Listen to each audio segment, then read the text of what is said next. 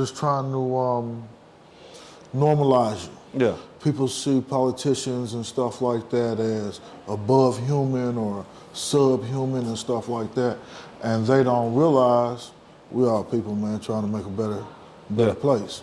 So, like down here, since I've been here the last couple of years, I've seen you at the dedication of Carroll Cole Bridge. I've seen you at the Gym Theater. I've seen you at Soray. I've seen you at the corner store. I've seen you at Smacks. And you're spending your money, you're patronizing these places, you're repping for the district. And I'm like, shit, I see you down here all the time, and I'm trying to figure out what makes it your hub. Because I'm from the east side, and that's the problem that I have with people that are in leadership positions, right? You should never have anybody that you think is in a leadership position that isn't in the same culturalistic imprint that you're in, right? So there is no separation. So I come down here because this is my home. I live on the east side. I shop at grocery stores on the east side, stores on the east side. You very, very rarely see me outside of the east side because this is my square. And in my square, I want to make sure I'm not only supporting folks, but I'm improving my square, being sensitive to the culture. And we definitely go deep with however you want to on that. That's right. How you fall in love with the area like you did? Because I can tell you got love for it. I would say I fell more in love with the culture than the area. So growing up, I grew up in the 50s. I grew up off 50th and Prospect. So I did everything that came through the inner city that they tell us we're supposed to do. From gang banging to hustling to all that good stuff, right? So I fell in love with the culture, and as I got older, I understood the setup in the culture. So in order for me to preserve my sanity, I have to improve infrastructure and then help motivate the culture. And what I mean by help motivate the culture, I love almost everything about the culture except for how we disrespect ourselves. I love everything about the culture except for how we devalue our own lives. I love everything about my culture except how we don't have ownership. And I think if we change those few pillars, then our culture becomes synonymous with everything positive as opposed to being synonymous with everything exploitive. When you down here making your presence known, so to speak, what is like your motivation for this district in particular? Like I said, I see you down here supporting everything. Yeah. I see you in the community, and it's like you'll see a problem, whether it's cars flying down the street and kids in jeopardy, or the parks being trashed and ran through and stuff like that. And it's not working from an office, it's grassroots efforts. You're right there on the ground floor. And you know, it's not a lot of people that's motivated like that. Yeah. And I'm trying to figure out where that drive comes from. I would say observation and participation and understanding what it feels like not to have anything. So when I used to hustle, I hustled because I wanted to acquire certain materialistic things, right? Grew up in an area where you don't have a lot of fancy stuff, but materialistic stuff meant nothing to me. Observation, when you observe, the reason I dress the way I dress and the reason I move through the hood, I want young cats to see that you could be clean, but you don't have to sell out. Right. You know what I mean? You could rock a three-piece and you could be just as gangster as the quote-unquote gangster. So when you talk about neighborhood improvements, you can't drive through my community speeding because we got kids over here. Now, I got people in my area that do illegal things and certain people will call them gangsters. But that's a misunderstanding of culture. You can't be a gangster if you can't control your neighborhood. Right? You can't be a gangster if you can't make sure that those that are around you are safe. Right. So that's my motivation. My motivation is observation and participation. I want cats to observe something pure. Some of my idols growing up was Malcolm and Fred Hampton. And the reason these two stick out behind anybody is because they never was anybody other than themselves. Right. Malcolm never apologized for being Malcolm, he grew. Fred Hampton, had he had the chance to grow, ain't no telling what he would have became. But when he was alive, he never made compromises for who he was. And you seen the authenticity. So that's my motivation, man, to keep it as authentic as I can and to create a different observation. So again, using my life. When I grew up, I'm watching cats that was so-called street folks, and I'm imitating what they're doing because observation. and then you end up participating. But when I participated, I seen that the observation was flawed. Right? They didn't have exactly what they was acting like they had. They wasn't able to have freedom the way I thought they had freedom. And even some of their material stuff was entrapments. Right. It wasn't liberating ownership. That's right. That's my motivation, man. If I can help us preserve our culture, meaning you ain't got to sell out. You ain't got to act any different, right? But you do have to have concern for those that are around you that look like you and that's in the same social economic conditions, because if not, you would never get out of it. And that's just understanding. You mentioned growth a couple of times, and as we're about the same age, and as we get older, we see a lot of our peers changing forms, so to speak. And I also see a lot of things around here in the district changing form. What would your recommendation be, or what? I see you doing the work, the actual leg work, but for those without that self-preservation and fortitude to keep going forward and building and growing as a person, what do you see that helps to build up, or what kind of moves could black folks in this area see?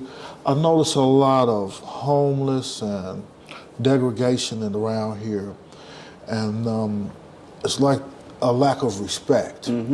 They get disrespected everywhere they go. They get treated like they're inhumane. You know, they'll take the smell coming from them as an insult, not knowing that they don't have access to showers and bathrooms and houses and stuff. And then I see the people in the community, sometimes you see the good in them. They'll pull up with a box of sandwiches and yogurts and stuff like that. And people are appreciated. They really appreciate that type of just acknowledging them as a person. And when I think about that stuff, I think about the ones that's actually making it happen. The ones that's actually acknowledging that there's a problem and we can do better. And when I think of that, you come to mind a lot, because I see you doing it. And I always tell you when I see you out, I'm proud of you, man. You're doing great work. Keep it up. And I mean that from the bottom of my heart. The growth, I've been following you, your whole campaign and election series, and they can't say nothing bad about you to me. You know, That's all God. they can't say nothing. And I also see the antagonist playing a part, and it's hard, you know, especially as a black man or with a past some might consider checkered or something, to say this is me, I'm standing on it, and I'm going to make a difference. And I've watched 18th and Vine grow over the last couple of years with the addition of Soiree in the corner and stuff like that kind of have a more uplifting and upscale beat to it. And there's a lot more of that going on down here. And you know, I really, like I said, I appreciate your contribution, man, and anything that, you know, you like to clarify in your intentions. Now you hit with a lot. I'm gonna try to tag on everything. First, I would say I would encourage people to stop faking, and that's a personal thing, right? And I use myself as an example. When I was young, I liked science, I liked astrology, all this stuff that wasn't cool in the hood. So I didn't feed myself what I should have fed myself. I didn't totally immerse myself in what I thought was cool, because it was more cool to talk a certain way and walk a certain way and to be able to fit in the block. That's faking. And I think most of our problems come from people over faking. So when you talk about homeless folks or those that are often neglected, that's my base. That's what I look for. I look for those that are locked out of doors and those that feel like they're not adequate enough, because I understand that's a lot. And that's something that I learned in myself too. Growing up, we're taught, I was told before I was 20 that I would be dead by the time I was 25. I was told that by several teachers, right? I was passed through certain grades by teachers because they said they just didn't want to deal with me. Not that I should be passed, we just don't want to deal with you no more, right? I was blessed not to get caught up in those certain catch-22s. So when I talk about growth to me is examining oneself and then becoming as authentic as you can. When we look at the conditions in the inner city, we should own those conditions. So when we talk about homelessness, when we talk about lack of jobs, when we talk about businesses, or even when we talk about the way people treat us, if we start faking, that becomes interpersonal. Meaning I'm not going to spend my money with somebody that doesn't treat me with respect. I'm not going to shop in certain stores. I'm not going to allow certain entities to come in my community and be supported because y'all don't support us. But that's getting out of faking. When you talk about 18th and Vine, one of the things that I've been trying to fight against is gentrification or lack there of authentic ownership of the area down here. So there's a lot of money that's invested. There's a lot of money that's talking about being invested. And my primary concern is who's going to actually benefit off of that investment. We can look at Parade Park, which was a co-op ownership, where one of the first only black co-op ownership like that in the nation. But we see how they've been allowed to deteriorate. But again, that goes to us stop faking. Either we preserve what is ours or we take ownership over what is ours. And that, I don't know where that mentality comes from, but I would say it's the same mentality. We grew up in the inner city claiming blocks that we own nothing on. Right. I claim the 50s, but I own nothing on the 50s. I claim the 40s, but I claim nothing on the 40s. That's faking. Now, if we was real with it, I claim these kids that look like me. That's right. You know what I mean? I claim these businesses around here because if they don't eat, I can't eat. And if I can't eat, my kids can't eat. Right. And I think that's our ultimate linchpin, bro, is to stop faking with each other. We talk about education, and we talk about, they don't teach us our education. Well, that means we need to control our own schools. Stop faking. You know what I mean? They want hires. Who cares? Start your own business. Right. Stop faking. Right. And I say it like it's extremely easy, but to me it is easy because I don't believe in bending down. Right. I don't believe in giving up, right? And I think most cats that come from low income areas have a similar drive. It's just a misarticulation of culture. Right. You're not cool if you do that. But right. You actually are, because that's in you. And right. You've been thinking that your whole life. It's cats that make $1 million selling hot dogs. Mm-hmm. You know what I mean? I know cats that like playing with different stuff. But that would be a profession outside of the inner city. Mm-hmm. I know cats that aren't inner city that play with, I'm gonna say play with toys, but they play with toys, and that's a business. Right. You know what I mean? They take pictures of scenery. That's a business. You can build your own. Yeah, but again, it takes us to stop faking and not being apologetic about it either. Right. Like, if you're not supporting, you're not helping the community, you need to leave. Right. I'm not saying that you can't do you. Right. You just can't do you right here. Right. Or at least just don't tear down the community. But you can't have it both ways. Right. And I'll give you an example. So I got cats, we walk. We got a No More Excuses coalition. So we walk through certain neighborhoods where there's illegal activity going on. We don't justify the illegal activity. We tell them that if you help us keep the block quiet, you know what I mean, we can come through here, we can help with streets, we can help with sidewalks, woo. We're not gonna say you're good doing that. Right. But we also are not trying to feed the correction beast either, because that's understanding, right? We understand that if we can improve a neighborhood organically, we ain't got to worry about dude hustling no more, because now he has an authentic thing that he can actually do. Right. Whether that's an after hours, turning that into a legit after hours. Right. Real business. Yeah. Right. So I think a lot of it is out of reach for people because their mind won't allow them to go there.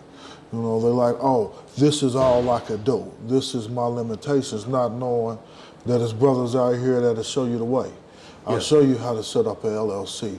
I'll show you how to incorporate. I'll show you how to secure a building. Yeah. You know, and it's like the ego of the big eat little, or I'm this and I'm that, won't let them say, hey, brother, I need some help with this. I agree with you. And I think that's a real problem in our community right now. Everybody wants to be the man instead of the soldier. You know, and you got to be a soldier for your community if you're going to hold it down. And that's just that's how I feel about it, you know? Nah, you're 100% right. The ego and the super ego is extremely scary, and coming home to Kansas City, coming back, I was at the state for a minute, That's one of the biggest quagmires that I see. So when I look at sub-political or quasi-political organizations, and then I look at the infrastructure that they're tied to, you see a blackout, and then you see a lack there of willingness to work with each other. But to me, most of that goes back to authenticity, because most of the cats on the ground are more authentic in their desire to see improvements than a lot of folks that have access to actually improve things, because now they're more concerned with their job or their personal benefit factor. So going to what you was talking about with culture, that's one of the things that we work on. So with the No More Excuses Coalition, the whole foundation of it is to redesign culture and infrastructure. Not that we're creating culture, but what are we comfortable with? What are we cool with? If we cool with A, B, and C, then we want to either submit this in law, that way you can do A, B, and C, you ain't got to worry about nothing, or we want to eradicate A, B, and C because that's no longer culturally competent. Give you an example. I got a lot of wet-heads around my neighborhood. I have no moralistic condemnation on them, but you can't smoke wet at Oak Park because this is where the kids play. Wow. Now, I ain't going to call the police on you. If you need help, we're going to try to get you help. We got workforce development programs that we work with. If you need a job, we can get you a job. That's so we're not going to beat you over the head. Just don't smoke here, man. Wow. And what we've seen is when you approach people with that understanding of where they're at and not moralistically condemning them, you get more support and you get more help. So results. I agree with you 100%, but I think the misimprint is people not honestly examine the culture. I use me as an example again. I rock with my hat to the side. I got a gold teeth, tattoos. When I first got in office, I call myself black. When I first got in office, African-American elected officials said I need to cover up my tattoos, I need to take my gold teeth out, and I can't hang with people off Prospect no more. And I said, that's a problem, because that's where I came from. I didn't come from where you came from. And that's your base. Yes, and I'm not going to leave. What I'm going to do is help them understand how to transition. Right? Not how to change, but how to transition. How to take what you're doing and create ownership over there. How to stop renting from folks that take your money and go outside the community and pull the money inside. That's how you get ownership. So when we look at social services from Section 8 to food stamps and all of these other services, we're talking about embedded industries built off the backs of poor folks. Well, if it's an industry built off the backs of poor folks, then the only way to get out of the condition of being poor is to create what the industry is giving you, not take what the industry is giving. Build it yourself. Yeah, but and I think that's a culture thing, not anything else. And what we gravitate towards is folks, regardless of what level they are in life, that has a culturalistic understanding of ownership. I want to own everything around me, not physically, but I want to own everything around me, man. Right. That's the mentality you got to have to be successful. And you got to take responsibility for your stuff, too. Everything. Everything, what we have and what we don't have. And that's the hardest, because we often talk about what isn't given. And to me, that's a fallacy. I grew up doing things that I wasn't supposed to do. And I did things I wasn't supposed to do because I wanted to. I want that. And it should be the same desire in our community. If you want a viable neighborhood, you got to fight for that. You can't beg really for it. You can't ask somebody for it because somebody gives you anything, then you dependent.